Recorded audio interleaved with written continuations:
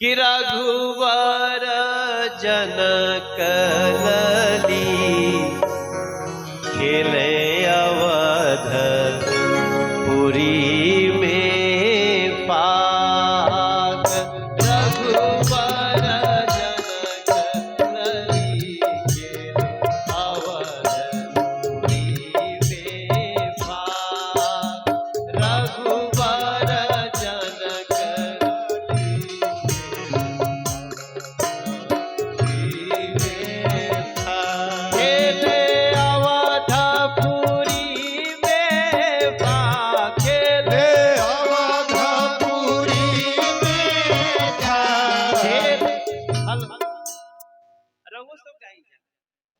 बड़ा अच्छा वीडियो बनी। आज पूरा देश के दिखावल जाए कि देखा बिहार में कैसे भगवा और ये धुन बहुत कठिन है।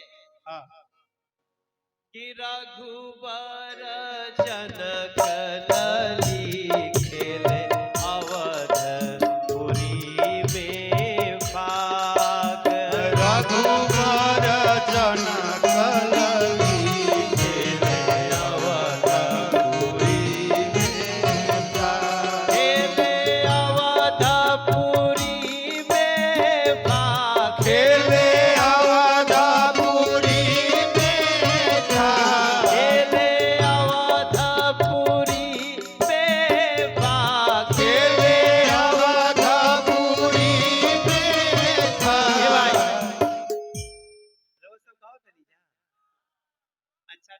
अकेले गई बाजा मत बजाओ।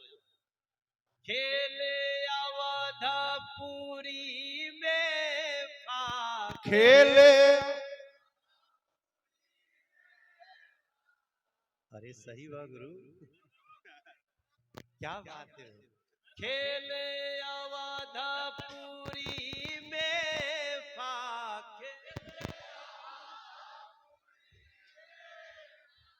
वाह, डबल लगा के। अरे रघुबर जनक लली खेले अवधपुरी में पाग। रघुबर जनक लली खेले अवधपुरी में पाग। खेले अवधपुरी में पाग। रघुबर जनक लली खेले अवधपुरी में पाग। रघुबर जनक लली खेले अवधपुरी में पाग। अरे कर भीगेला लाली चुनरिया। कर भीगेला लाली चुनरिया। कर भीगेला लाली चुनरिया। कर भीगेला लाली चुनरिया। अरे के कर भीगेला सिर पाग हे। अरे के कर भीगेला सिर पाग। रघुबर जनक लली खेले अवधपुरी में पाग। रघुबर